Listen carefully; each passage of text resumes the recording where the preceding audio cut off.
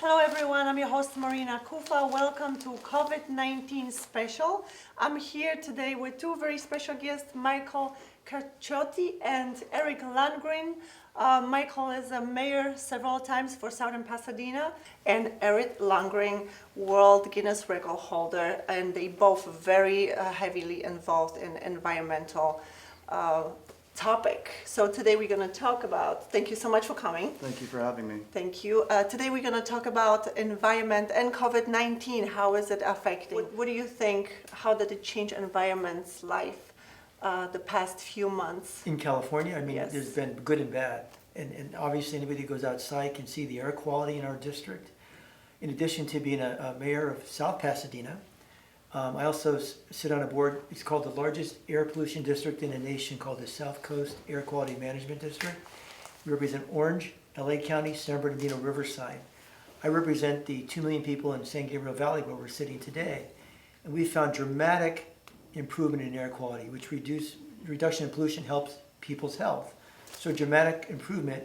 As we know with COVID, we're finding out from doctors now in recent studies that actually highly polluted areas contribute to the impacts of COVID on people's health, especially people that have pre-existing underlying health conditions, such as moderate or severe asthma.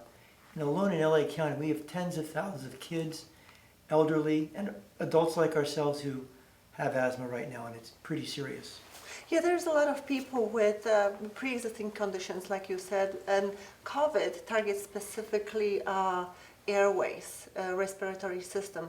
So it affects directly our breathing system. So since when do you do that? You know, so I've been representing this area since 2008, and Eric and I were talking before, and I'm really excited to hear his story about recycling batteries. But you know, I got involved. My daytime job, I'm also a prosecutor for the Attorney General. We prosecute auto repair dealers and smog check stations who defraud the government. So I started realizing what was coming out of our exhaust pipes: nitric oxide, hydrocarbons, carbon monoxide, all these chemical pollutants that impact your health. So I got very involved, and I'm passionate about representing this area. So I have a hybrid car. I had the first hybrid car in 2002, the Toyota Prius. But now I basically, when I go to work downtown Los Angeles, I take the train every day. I ride my bike from my house to the train to Little Tokyo, to the agency. When I go to my meetings in Diamond Bar, I take 3 buses. It takes 2 hours to get there. I read my documents. But it's to prove a point that we have a mass transit system here that's evolving and changing. As Eric will talk about the battery, I mean, the technology is, since I had that little Prius in 2002, wow, the battery technology has advanced so much, and I look forward to hear what he has to say about it. Eric, you are World Guinness Record holder in the vehicle who has the longest emission. Longest range in the world. Longest range in the world. We built it out of Yes. recycled material, all recycled things that consumers were throwing away, and it went 999.5 miles on a single charge. So it was fun. And I remember you guys drove it for like 3 days, right? Was it 3 or 4? Yeah, I think you were there for that I was one, there, right? yeah. It was so much fun. Yes, then Michael, you and I are going to go along just fine. I would love to get all of those buses to become electric, to Yes. convert these buses into electric. And currently there's a lot being provided by BYD from China, but I think that we can actually retrofit a lot of these buses. I'd love to chat with you about that later. Eric, I'm excited. Actually, today it's funny. I work a lot with different groups in the community involved in electrification of different arenas or businesses. One today is the lawn care industry, massive multi-billion-dollar industry in the United States and across the world. We're trying to convert here in the United States our lawn industry to electric. And I just had a group come over working with some youth and a group called the American Green Zone Alliance, whose commitment is to transfer the commercial landscapers and gardeners out there to electric. Wow. That's awesome. And they're in our neighborhood in my city of South Pasadena, and we actually did my lawn. I was out there with a leaf blower, a weed whacker, a lawnmower, hedge trimmers, and you actually now it kind of parallels the evolution of the electric car battery. The electric lawn industry similarly too. We became the first in the nation, our city, convert all our parks to electric lawn equipment in our parks, our soccer fields, That's our amazing. libraries. So all those are using 18650 and 21700 battery cells. Really? And my concern is what's going to happen with all those when they're discarded. Yes, that's our So, concern too. What do That's you- why we built Big Battery. It's a solution so that you can have this reciprocal economy where we can use products and then reintegrate those batteries into new applications. So I take those batteries and I put them in solar power arrays and portable power stations and the emergency trailers that are now powering hospitals for COVID-19. We're powering 10 hospitals using those exact batteries. Incredible. So that was one of my questions. I was curious because when my hybrid car, it was guaranteed, when we first came out the hybrid, a lot of the oil companies said, hey, these cars, the batteries are too much, they're going to cost you $10,000. Well, mine lasted past 100,000 miles, my electric battery, or hybrid battery, lithium ion, I believe it was. Yep. And about 136 it went.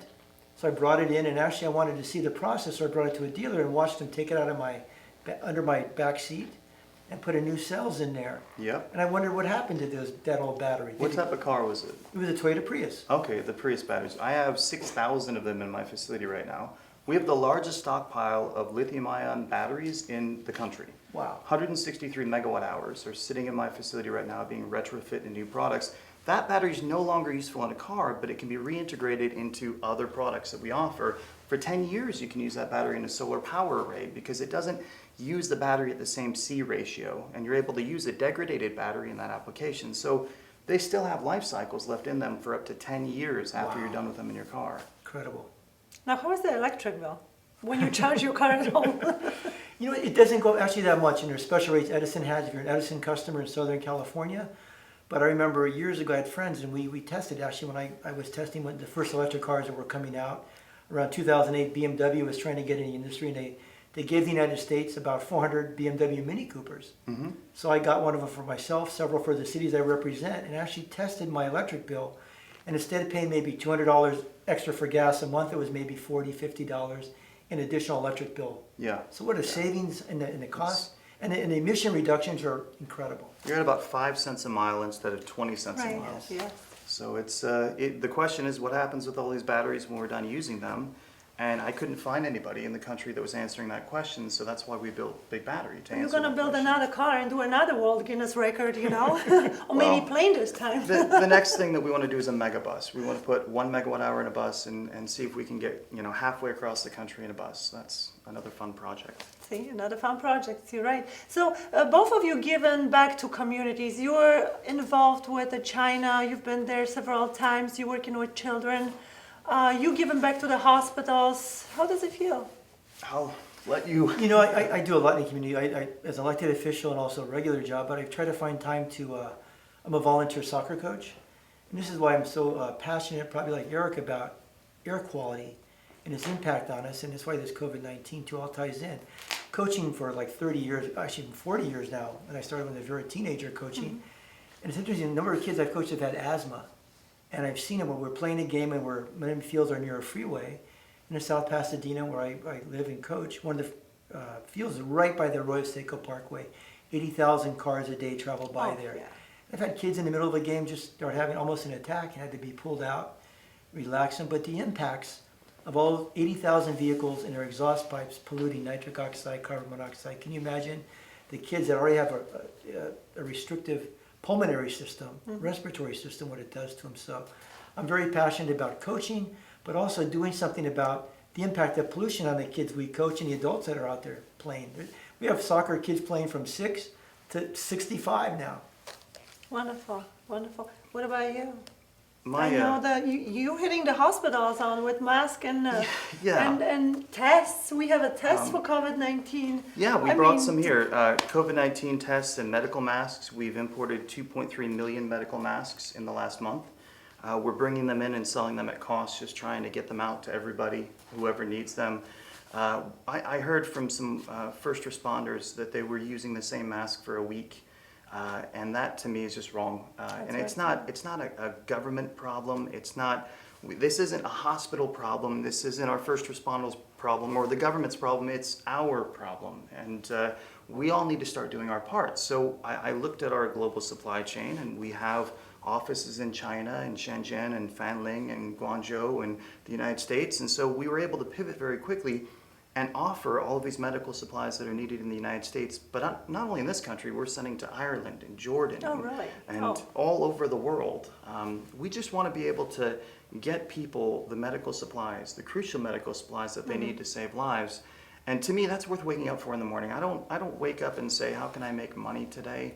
That really doesn't excite me. But to wake up and say, how can I make a difference today? How can I Right. build something that's bigger than me, that's going to make a big difference? And I can't take all the credit because I have a lot of employees. They do all the work. I just say, hey, this is a good idea. Let's go in this direction. And we get great things done. But overall, I just think that we all need to do our part. And I appreciate what you're doing.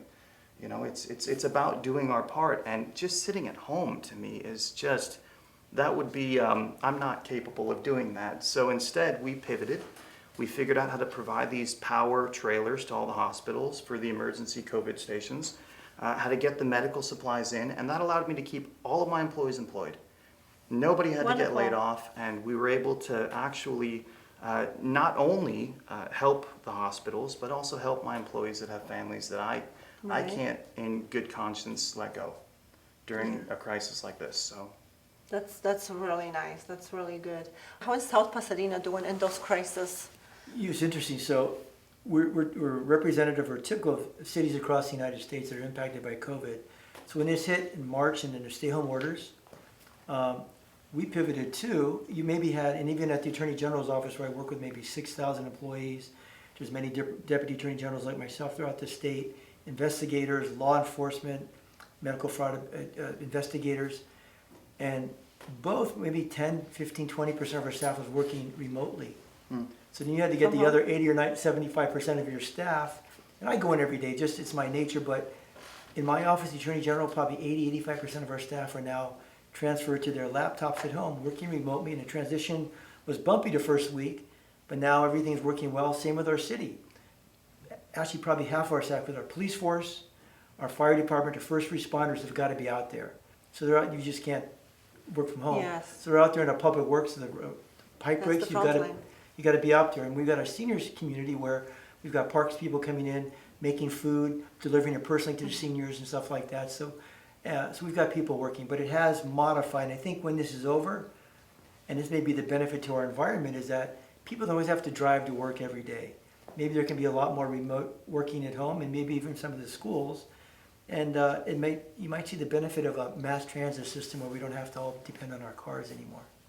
I think in China they kind of follow the lifestyle since a while, because you see people in China wearing masks, even Japan, they wearing masks through the day since years. This is something really new that is going to be implemented to United States right now.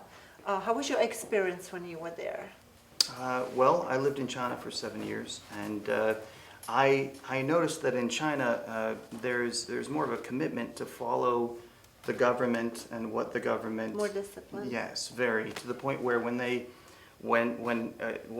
you're supposed to wear face masks, everybody will wear face masks. When you're not supposed to leave your house, everybody doesn't leave their house, and you see a country that's 5 times the size of America per capita, and this country is able to curb this within 2 months. You know, it's because everybody's doing what they're supposed to be doing, and so I'm glad to see. I mean, the proactive steps that California as a state has taken is very impressive, and I'm very happy with Mr. Newsom and what he's done as our governor. I think that he saw this coming, he trusted the science, and he acted accordingly. And I think it could have been much worse in the state of California had he not acted so quickly and been so proactive. So I really appreciate our state government. I think they've done a wonderful job. It must be a very hard decision and work, you know, even this is for them the first time, like how to handle it, such a large, you know, crowd and control so many people in just in LA County, you know. It is, you know, I want to speak to that a bit, and I concur with Eric's remarks 100%. You know, Governor of California, Newsom, and even the Governor of New York, Cuomo, whose dad used to be a governor of New York many, many years ago, even though he got hit hard, he's taking a right approach, he's deliberate, he's thoughtful, he's listening to his medical professionals. Newsom has taken the same route. Here in Los Angeles, we have too. I just want to go back for a minute to say, unfortunately, our federal government, and I think everybody agree with me, was not prepared. And I've done a lot of research, and I'm going to make a request when this is over, because I know we're all going to work together to get back, like Eric says. It's just incredible stories out there of neighbors, individuals, groups working together to help make this happen. But our federal government was caught flat-footed.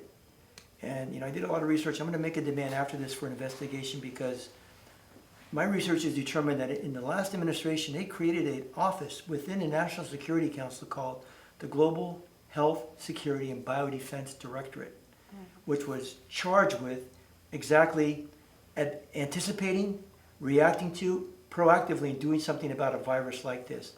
And guess what?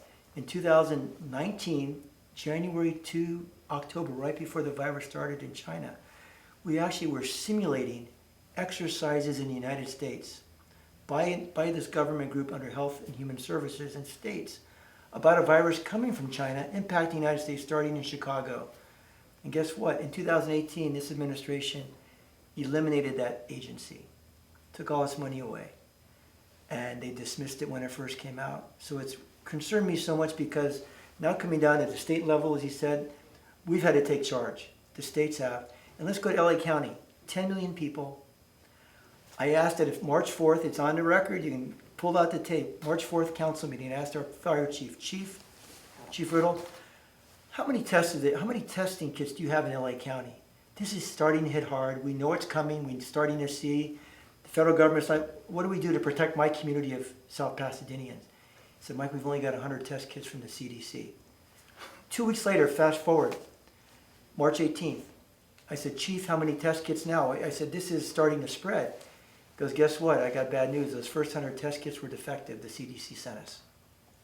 So as of now, in LA County, we've only taken, let me see, I had to write it down because it was unbelievable, just the number of tests that have been done. Can you imagine 10 million people in LA County? Let me get this correct number for you, because it's got to be correct. LA County, there's 8,000 cases. We've only done 40,000 tests. 10 million people. 10% of that would be a million. 1% would be 100,000.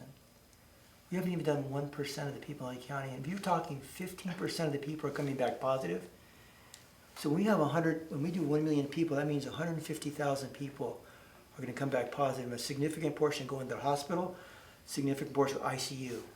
So we're starting to ramp up the tests, not thanks to the federal government, but thanks to, you said, Governor Newsom, the governors, private industry ramping up, companies. See, social entrepreneurs want to solve this problem. Right. And there's federal government and there are trade wars in place that are prohibiting the medical supplies, the essential medical supplies that we need. And this is common to say that, we don't want to. The first step is to downplay. The knee-jerk reaction from any government across the board is to downplay COVID-19, okay? And then after that, it's to blame. Yeah. Right. And when we go to blame, we're not headed in the right direction. No, it doesn't solve the problem. It doesn't solve the problem at all. You have China saying that it's American soldiers. You have America saying that it's a Chinese virus, and none of that is true. This is a pandemic. This isn't a single country. It's this is a already here. world problem. But what that does, it creates this strife and the bureaucracy of basically trade wars in general, where now, when we are importing, we're finding it harder to export from China and to import into the United States the very essential medical product that we need. I have 5,000 COVID testing kits today that we can get to your city or wherever you need them to be. I can get 500,000 within 15 days delivered, no problem. The problem that I have is that I go to distribute these and government says those are not FDA approved. Yes. And if they're not FDA approved, then we cannot use them. And I say, well, these are the exact same testing kits that the Chinese government is using to test everyone in their country. Just like the KN95 masks. The KN95 masks, we brought in 500,000 KN95 masks, and the FDA said, you cannot use KN95, we won't accept them. And so consumers started procuring all these masks for all of the tellers at banks and all of the nursing homes. But for the medical establishments in our government, they said only N95. the price of an N95 mask skyrockets, and at the end of the day, a KN95 and an N95 are essentially the same thing. And you saw people on Amazon selling them for $600, for example. Price gouging and hoarding occurs, and we want to put an end to that. We want to get them out to everybody as possible, so we are not price gouging. The price is half of what you'll find anywhere else in the country, but we can't keep them in stock, and I can't get enough sent over. The production is there's 880 million masks being produced a day. Yeah. There's 348 million people in the United States. Yes. How is it that we have The this shortage. supply chain issue and this shortage? The bottleneck is we need to cooperate in a time like this. We all need to work together. This is a world problem, and good business and cooperation are going to solve this problem. Yeah. I feel like we don't have emergency checklist. You know, everybody go by the rules, by the checklist. In the hospital, in the military, just like a pilot flies the plane, you know, sometimes you have to use the common sense, not just checklists. Sometimes you got to go around it because otherwise, you know, you're going to sink. And this is the problem we have right now. A checklist does exist, and the World Health Organization has had that checklist. Go on their website. They'll talk about all the viruses that come out, whether it was Ebola, the swine flu back in 2009, Ebola 2013 or 14. They have a list of what to do to strategies. How do you Yes. anticipate it? And then just what you said, let's simulate a disaster, just like when we were kids. Remember, we had fire drills. The bell goes off. We know we're going to go down these stairs. We're going to take this route. We're all prepared. They have this checklist, but the United States eliminated all these different agencies that were part of it. Yeah, and you know, what I came across was, I have to say, a lack of common sense. You know, right from the beginning, the CDC told us that this is a droplet. Then the airborne. Then it changed to droplet, and then changed to airborne again. Well, regardless whether it's airborne or droplet issue, you're supposed to wear a mask. Then the CDC says, the World Health Organization tells us only the sick people should wear a mask, which is really not a common sense, because if you want to protect yourself, you are the one who needs to wear a mask. So it feels like there was a lot of confusion from the beginning, and people, they couldn't make their own decision because they just didn't know. You know, and then so many people got infected, and here it's 2 months later, everybody start wearing masks, so it's mandatory. Yeah, it's the law Yeah, in some it's places. the law. Yeah. But you really, if you really want to protect yourself, you will wear a mask from day one. You know, and that's a good point. It really bothers me because I take mass transit every day. I took it until about a week ago. And I remember the same you talked about was almost an evolution of, precautions to take. And I'm sitting on the train wondering, boy, they said, I don't have to wear a mask, and only people that are sick maybe, or asymptomatic, or thinking about it, So I took the train with 1 million other people in LA County take mass transit every day. Now it's down to 300,000, 70% drop. But that wasn't fair to us because I'm sitting on a train with 800 people in that cab, and they're breathing out. I'm not sure if And they you're the have. only one who has masks on. And yeah, so You don't you even wear a are mask for protected. yourself. You're wearing it for everyone else around you. It's what you're Exactly. doing as a community. It's when I walk down the street and somebody's not wearing a mask, I want to give them one and say, please wear this, if not for you, for the rest of us. yes. We need to cooperate. Yeah, we need to work as a team, yes. I'll tell you, how this might affect our economy. Oh, yeah, okay, great, yes. So Yeah. he's a business person, but I'll make a comment. So Yeah. it's going to be a dramatic effect. Already, I sit on a couple agencies, not only a city, but as I told you, the largest air pollution district. We've got a $1 billion budget. We had a budget meeting yesterday with the representatives from Orange County, Riverside, LA, and myself, 13 board members. And guess what? We base it on fees. Large factories pay a fee. We take in money for penalties. They're down like 20, 30, 40%. So our inspectors that didn't go out there and inspect on pollution-related issues are down. We've got a lot of employees in all the cities, the government agencies. What are we going to do next month when our tax revenues aren't coming in? People aren't renting buildings for big events, for weddings, for parties, things like that. Our revenues are down. What if people can't pay their taxes? What do we do with all the workers we have? So it's a major issue. You can go back, I think if you go back to some of these pandemics, I was reading about the one back in 1918, the big one that impacted basically a third of the world was infected by it. There's reports of anywhere from 18 million to 100 million people dying. Then it went from 1918, 19, and came back in waves, finally ended in 1920. But after that, war ended, World War I, the pandemic got over, people started getting out. It took a little while, but they had a roaring 20s, and then so the economy goes in cycles. We will recover, but it takes some time. And one other thing we're doing at the AQMD, we said, listen, we understand businesses are in trouble. We're going to keep the fees. We're not going to keep our enforcement down, but any companies want to convert over, and there's companies, let me give you one example. There's a brewery in this area, very close to us, I won't say which one, I keep confidential, but they've converted, they were going out of business, they've converted over now to actually manufacturing cleaning equipment, alcohol-based for your hands, So it's sanitizers. So we said, we're going to help, there's no extra fee, we'll help you expedite, get this permit, get you out there creating things. So it's incredible how we're going to turn the country around. It may take some time, but we will turn around. I love seeing business get involved. I believe that it's our job as social entrepreneurs, or just entrepreneurs in general, to say, well, here's a problem. What can we do to fix this problem? How can we help? And I've seen it in China with BYD making face masks. They went from batteries in cars to face masks. Wonderful, yes. I see it here in the United States with Tesla creating, their own breathing Ventilators. machines. Yes, the ventilators. I love seeing that. And I believe that, yes, this is going to affect the stock market, but it will recover. I do believe that our country, as a whole, business will recover, but some industries are going to get hit, as we all know, a lot harder.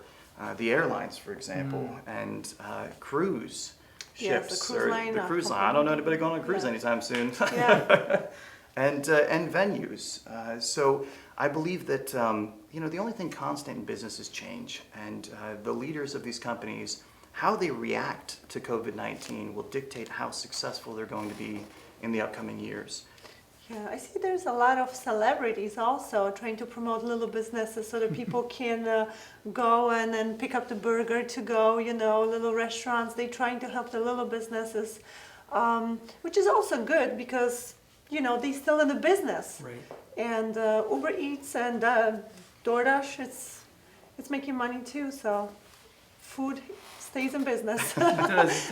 What do you think about the vaccine? There are several companies working on a vaccine for coronavirus. Yes. What's your thoughts about that? How long is it going to take? I think you look at the experts. We're not doctors, but I follow the director. Is the director of the allergies and infectious control, Anthony Fauci? Yes. Who I think is one of the best consultants on the coronavirus team. And he says, you look at all the studies that are done in the past, there are stages. You just can't go right through. You've got to do a first stage with a small group of people. There's a second stage. And finally, the third stage, you've got hundreds, if not thousands. Because if there's a problem with this medicine, millions of people could die. So It can be very harmful. Yes, but there's many companies working on it all over the world. So I'm as Eric says, I'm really, I'm positive something's going to come out of it. It may take a year, maybe a little less, maybe run some of these on parallel testing, but businesses, I think that the private sector will come through. Yeah, I'll make a statement here. I believe that there'll be a vaccine to this pandemic within a year. And I say within a year because it's a global pandemic. You have the entire world requesting a vaccine. So the amount of money and the amount of time and the amount of effort that's going to be pushed in that direction is so intense. You're going to get there faster than any other common vaccine that we'd be looking for. That being said, I do believe that the vaccine will probably end up coming from China. There's less regulation and restrictions, and I believe that that's where the vaccine will originate from. That's my prediction. And then it's going to have to be FDA approved. Yeah, before we can use it here, Yes. it's going to have to be FDA approved. And again, I love the FDA and what it stands for. I just wish that they would have been a little bit more specific when it comes to things like masks, because going from you can't use this mask to you can, and then saying you can't again, there's the knee-jerk reactions. We just need to get some medical supplies here. When I look online and I talk to all of my customers who are making their own masks, People get so creative those days. They make a mask out of tissues and even towels. I've seen people making masks out of towels. So yeah. I went to a senior citizen center recently, and all of the senior citizens were cutting out masks and making masks together, and it was just the cutest thing in the It world. is, But I'm yeah. like, hey, let's get you a real 3-ply, FDA approved, CE approved mask. Here you go, you know. Yeah. It's just important to me that the people that need these have the opportunity to get them, and I would love to see cooperation on a global level. I believe that this can unite us all rather than divide us. This is our goal with this interview right here, to spread the message and work as a team. Also, I want to ask you, you know, in China, they have, they cleaning the streets. They really have a hands on the cities. They cleaning the cities during the daytime, nighttime. Why we don't do it right here? I have an answer for that one out of Tell me. Shenzhen. Okay, so when I lived in Shenzhen, I was walking down the street and I would see people throw things on the street, but the streets were all clean. And then I sat down one day and I watched as somebody walked up and swept everything away and picked up everything. And I asked them, what's your job? And they said, my job is this block. I keep this block clean. That's my job. That's their format of an employment. If you're unemployed and you need a job, the government's going to give you a job to clean that street. And so that's why their streets are so clean. What prevents us to do that? You know, in the U.S., almost every city, now ourselves, in the San Gabriel Valley, most cities will contract with a company that does waste hauling and also street sweeping. So we contract with a company just down the street from you, maybe a couple miles from here, called Athens Services. So you have them. We've tried to get them. We have had them convert their trucks over to compressed natural gas. We're pushing for electric for cleaning up. But yes, we do have services like that, but nothing like you're talking about, where the local people come from the neighborhood and actually clean the sidewalks and stuff like that. Yeah, if you register for unemployment, you can actually, Really? yeah, it's, Amazing. with that many people, it's a pretty easy program to put into effect. Yeah, but what they do was, recently, because of COVID-19, they disinfect the city. Have you seen it on TV? That I haven't seen now. Oh, yes. They have, under pressure chemicals they spray through the city. I saw that at LAX. We're doing that at LAX right Oh, now. good, yeah. So, So our offices, like at the Attorney General's office, there's somebody that was different offices over the state, wherever a person might come down sick, we'll come in with equipment and disinfect right away. With our city, so when our police respond, or fire department respond, or any first responders, if that person may be infected, we'll test them and then we have to decontaminate everything. So we have a company that comes in every day, decontaminates all our police vehicles. And when we have actually an ambulance, so we've anticipated if that person may have it, we've got backup ambulances. So we gear one ambulance with, we set up with plastic and all protective materials. That one's out of service, we put the other one in and we clean them right away. So we're ready, we're anticipating it, but you're right. Decontamination of equipment, vehicles, people is going on right now. Oh, yeah. Especially the cities, the streets, because virus sticks into metal surfaces for the longest, right? It stays several days on the metal That's what they surface. say. yes, yeah, that's correct. We see also on TV gel mates and all the gels being, they let the inmates go practically. Is that correct? What is the jurisdiction? So that's not my jurisdiction, but it's a county level, there's county jails. At the state level for more like felony crimes, it's the state prisons, and they're overcrowded as it is. So the lesser crimes, maybe some type of small theft or things like that don't rise to the level of felony, and they would be getting out maybe in a month or two. They're releasing some criminals for less violent crimes, I and see. they've got to do it because there's just no room in the prisons, and you can't keep the safe distance. Are they being released sick or healthy? Oh, hopefully healthy, but we don't know. That goes back to the lack of testing Right, available. Again, LA County, we've only had 40,000 tests, 10 million people. Again, last night on a conference call with the fire chief, I said, Chief, he goes, Mike, every day we meet with all the fire chiefs in the city and LA County, and we're, like you said, we're ramping up the tests finally. But the only way to actually contain this and actually allow us to go back to work is, like Korea's done, an aggressive testing system where you can, and you mentioned it earlier, where you said, there's a lot of asymptomatic people out there where they're not showing symptoms. So Right. there could be thousands. And until we get them and get them tested and quarantine them or isolate them for a while, we won't get this under control and be able to reopen society. As is, we're going to probably do it in stages because there's still some states that aren't following the strict requirements of mitigation like we are. I mean, it's... How did you get hold of testing? So my supply chain, we are constantly importing from China all of the BMS, battery management systems, and fuses, and cables, and cords, and everything that I need to do manufacturing here in the United States of these battery packs. We're building our own PCBs in China, and I'm importing all this product on a daily basis. So when this all occurred, since 50% of all masks are manufactured in Shenzhen, China, which is where my headquarters is located for that division, I just told them, I said, look, it hit China. We suffered through it for 2 months in China, and it's coming to the United States, and we need to prepare. And So, this China does all the testing exactly, are they using the test that you brought here? Is this? yeah, would you like one? There's right there. Yeah, definitely. Grab you one. Here, this is a KN95 respirator mask. That is what every first responder should be using, that or an N95. Either one, but the respirator is going to allow you to not have CO2 buildup so that you don't get lightheaded after a while for long-term work. These are the ones that we imported 2 million of. These are just your standard. This is what all Medical civilians masks, should be yes, using. yes. These are for you. You can Thank you. have them. I can have it for my trauma team. Wonderful. Thank you so much, Eric. They're Goggles. gonna love you. Wow. We brought in 20,000 of these. I have 54,000 more on the way. These, again, we'll sell them at cost, and these need to be for first responders. Those are the FDA-approved goggles. And then these little guys right here, these are COVID-19 testing Looks kits. good. There you Oh, go. really? That's great. Wow. Yeah. There's This is a for film on the droplet front and that you can airborne take off. protection. Yes, this is drop of blood, 15 minutes. Thank You know you. if you have COVID, and you need to go to the How do you hospital. poke your finger with this? Just Yep. like a sugar test? I mean, That's it. diabetics, yes. That's it, yeah. And then 15, 20 minutes? And you're good. Oh my 15 gosh. minutes, and you know, and if you do, then you, this is step one. This is not 100% accurate, but this is the best that we have. And then step two is go to a hospital.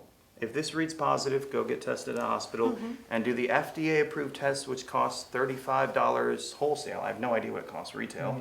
But these cost $7. $7, and you can get 1 million of them within 14 days if you want them. So, The problem is they're not FDA approved. that's what I was going to ask you. What Yeah. kind of FDA does China have, and what are the difference between ours? So CE approval. CE right? approval. These units here are CE approved. They're not FDA approved. I can send them to Europe. I can send them to Australia. I can send them all around the world. But the United States requires FDA approval, and I understand why. It's very important. It is very important for quality control. For the health of our citizens. I get it. But when you have a pandemic like this and there's a shortage on supplies, let's not get tied up in the minutia of a model number. Let's look at the Right. specifications and say, do these two both filter out 95.4% of the particles? Great. Let's bring them in and distribute. So I think those factories are so much more advanced anyways. When you really look at Chinese protection in a hospital, they have 3 full layers. They have the poppers, they have a poppers goggles, and they have a KN95, and then there's 3 different gowns. So there's the whole process, the way the nurses are getting dressed, and it takes about 15 minutes.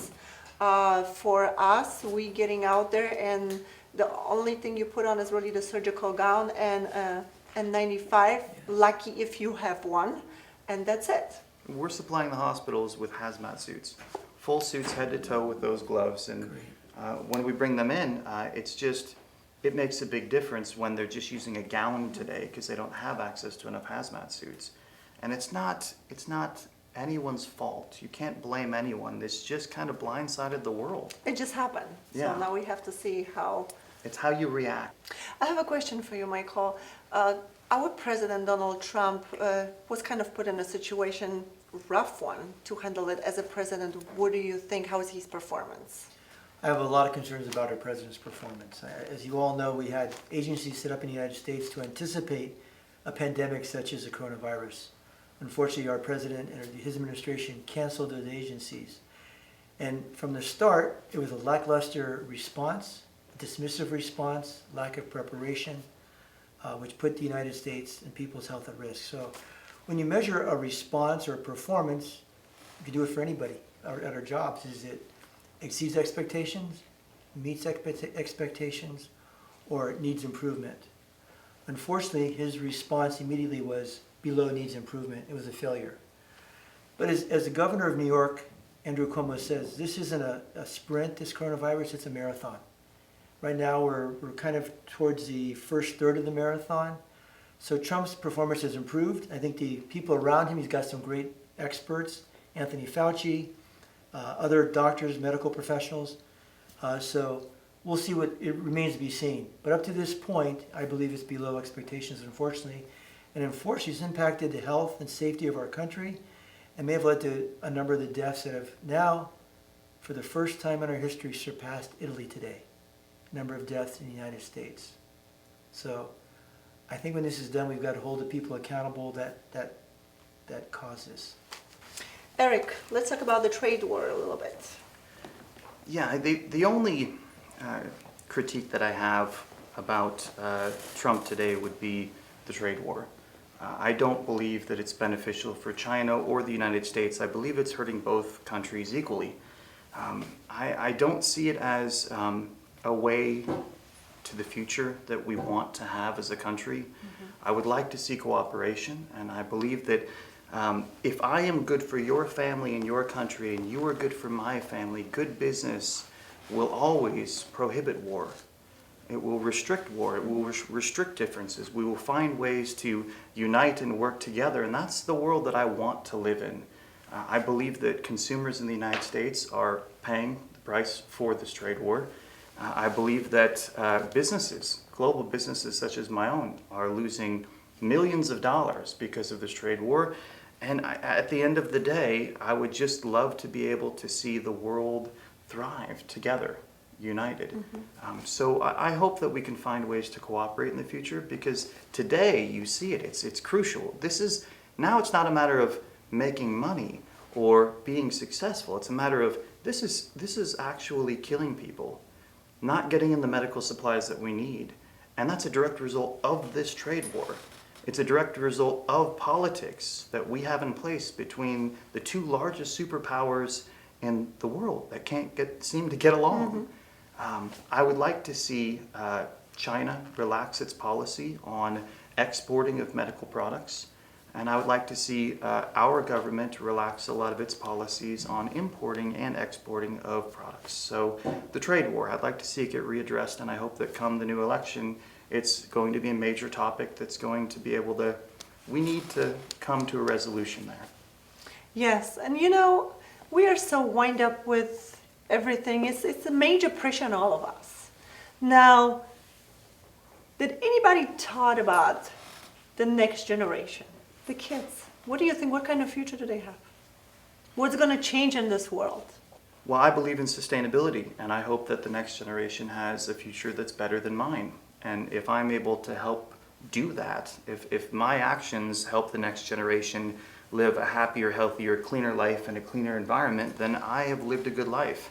And on my deathbed, there's not going to be a U-Haul behind the hearse. Right. It doesn't matter what you accumulate, it matters what you do in this life. And so I would love to be able to say that the next generation is going to have a better life because of the decisions that I've made and the decisions that those around me have made. That would be what I'd hope for. However, today, consumerism and our wasteful society and the way that we don't actually manage all of this waste, and we seem to kind of throw problems off on other countries, problems that we can't figure out ourselves. And the trade war now, it's causing our recycling companies to incinerate the very waste streams that we should be able to repurpose. So when I see politics get in the way of what's best for humans, what's best for the human species, I mean, that's what I'm dedicated to. I pledge allegiance to the world. I believe that the world as a whole, we are all equal, and we need to remember that we're sharing the same air. I was in Ghana, Africa, visiting the vice president in Agbogbloshie, and they're burning electronics all day long in Agbogbloshie, electronics that are exported from all of the rich countries to Agbogbloshie. And I look up and I go, this is the same air that we're breathing. This is our air. This is our world's air. And then I see all of this product that goes into landfills in the United States, leaching harmful chemicals like bromine and cadmium and mercury and arsenic, and I realize this is the water that we're drinking. And so how you treat your waste, there's a direct correlation to how you treat people. There's a direct correlation to how our future generations are going to treat each other. And I'd like to live in a society where it's reciprocal, where everything is reused and everybody where we have stewardship, where we feel like we are connected with everything around us and we treat it like we'd want to be treated ourselves, not only our things, but people. Michael, since you teach so many kids, soccer, and what do you think it's different the way we grow up, the way they're growing up right now?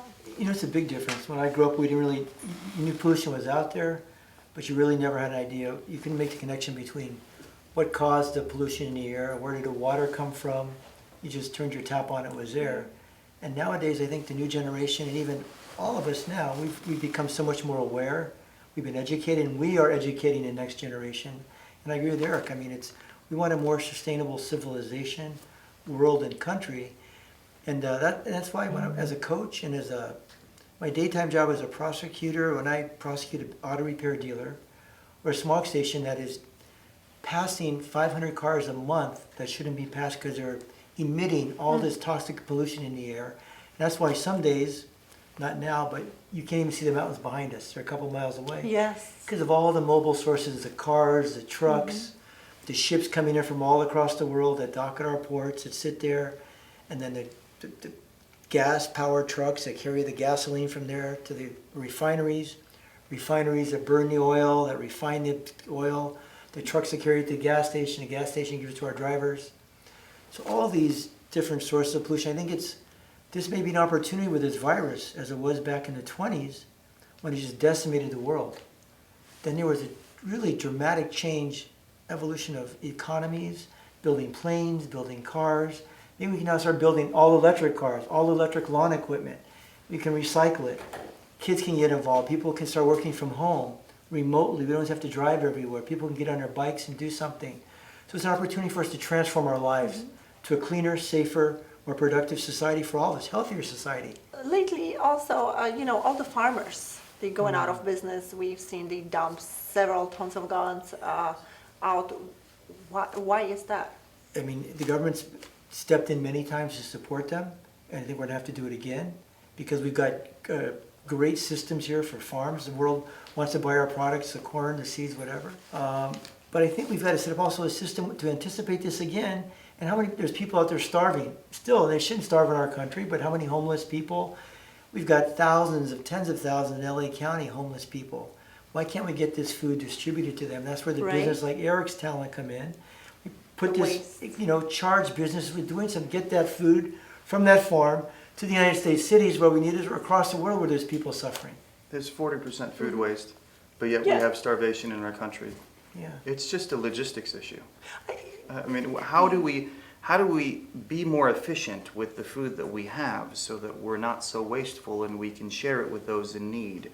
How can we bridge the gap between the haves and the have-nots? We're past the days in which we could justify living a life of selfishness.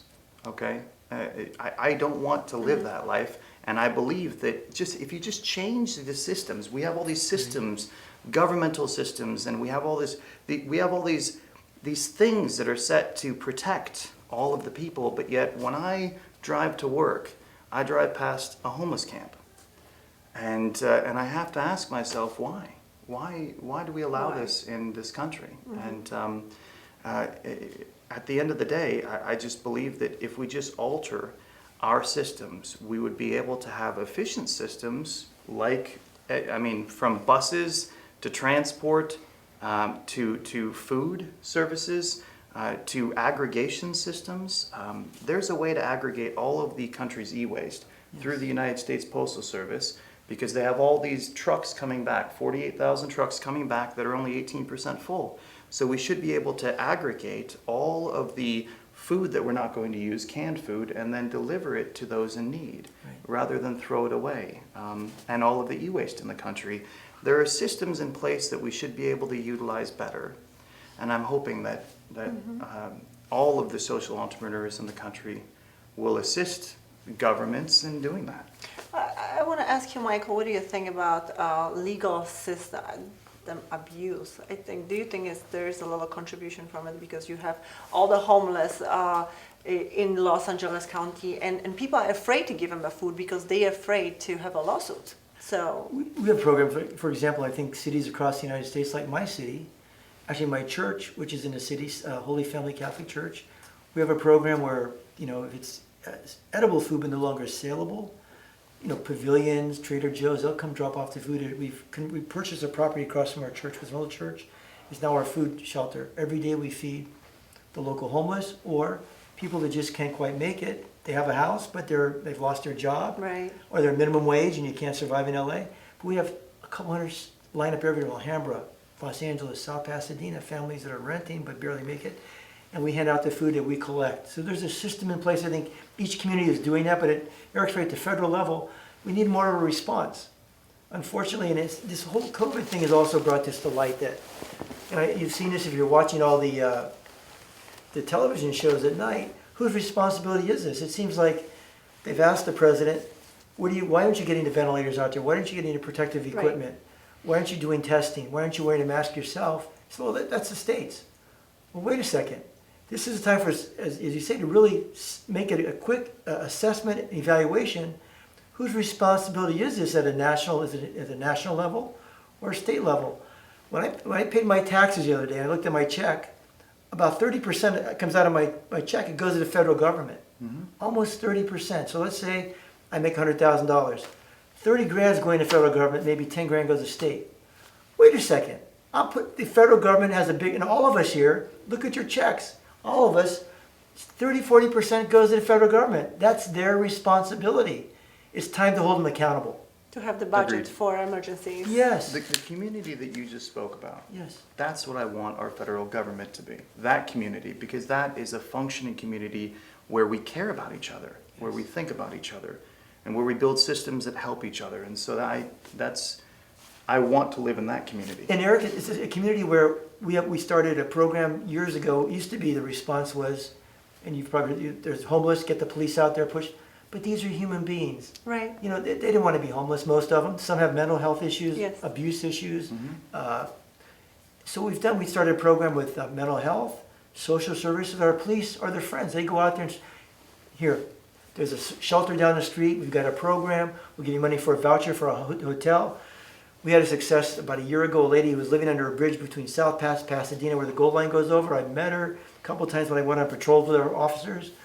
Sweet lady, I'm forgetting her name now, but after a year, finally, she's got an apartment, got a part-time job, getting some government. She's got a place to stay. A guy used to work for LA Times when the newspapers were out there. He's been on the streets for 3 years. Finally, 2 weeks ago, Albert got a place to stay, and we got him Wow. off the streets. So it's working, Yeah. because there's new models out there. We're looking at it from a different lens. They need opportunity. Yes. I mean, people need opportunity to become They the have to best do it. versions of themselves. And I love when government steps in and gives opportunities to people. It's not a matter of giving the fish, it's a matter of teaching how to fish. And we all Yes. understand that should be the purpose of our government. Yes, definitely. And Eric, when we had to close down our libraries, our facilities, we're all working, but our facilities are closed down for stay at home, protect people. What do we do about the homeless? And we said, wait, we're not just going to close down to them. So we have we put bathrooms out there. We put washing areas for the homeless. We've got charging stations for them at all our facilities if they need it. So as I walk around, I see that we're a small city, 10, 15 homeless in our city, not thousands like Los Angeles. It's like that in San Gabriel Valley. But we know our homeless. They're part of our family. We work with them.